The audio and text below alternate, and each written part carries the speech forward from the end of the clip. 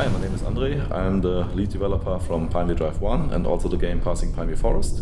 And now for PineviewDrive RisingStorm, I'm also the main responsible lead developer. PineviewDrive 1 was a very successful game later on, and a lot of people asked us for a sequel of the game and want to know more about the background story of the old mansion. And that's one of the reasons we want to tell more about the background stories, about everything what's behind the scene. The basic gameplay will be close to the first one, so we have again a very atmospherical horror game. We have more possibilities now to interact with objects in the house, explore much more details. There are also no defendable enemies in the game, so everything will be more focuses on pure atmospherical horror again. The only way is exploring and trying to avoid evil things.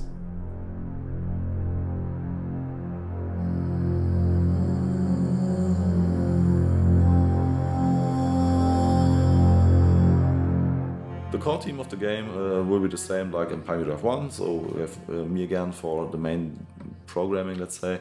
We have Jan again for the sound effects and the music, but one special guy is coming to us now is Michael Churchopan, who is the main author for the whole story, for the dialogues.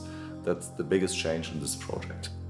Hi, my name is Michael. I'm the author of PineviewDrive 2. I will be responsible for all the dialogue and all the scenario stuff that's happening in the game. And I'm a freelancer in the video game industry, so I worked on several games before, and I'm basically here to scare you. The main protagonist of the game is Lisa. This is an everyday person like you and me. She cannot fight, she got no special combat skills, she is not a super soldier or something.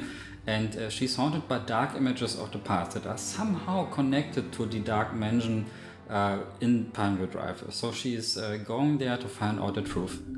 RisingStorm will connect perfectly to the first game, so people who played the first game were left with a few questions about the mansion, why it is haunted and why it is so dark, and we will deliver all these answers in the second game, and we'll tell much more about the environment. For example, the lighthouse that's out in the ocean and the forest that's right in front of the mansion.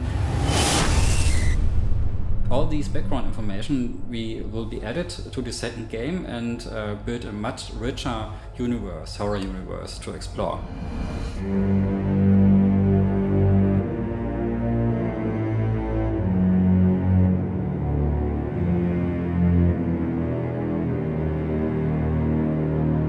Like in PineviewDrive 1, we will also try again to add special features to the game that might appear in your real world and not only behind the monitor.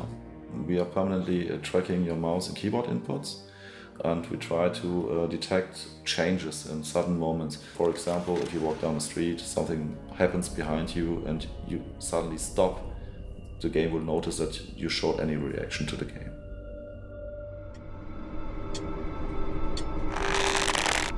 In terms of the scare tactics and how we try to create fear to the player, you don't have to worry about nonsense like zombies and monsters and other stuff that are not true to the PineviewDrive universe. Instead, we are trying to play with your imagination. What is lurking in the dark? What was that weird sound at the end of the hallway? And we are about the dark and haunting atmosphere. We try to play with your imagination, try to trick you a bit, and do things that lie beyond your negative space.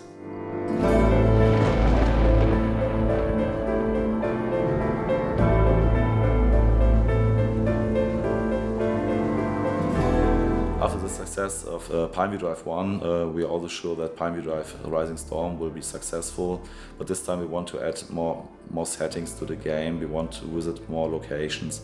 We want to have more detailed graphics and a much more intensive storyline and much more storytelling in the whole game. And this is the reason why we need more development time for the whole production, and we need more budget to realize everything we want to do. And this is the main reason for us to go to Kickstarter.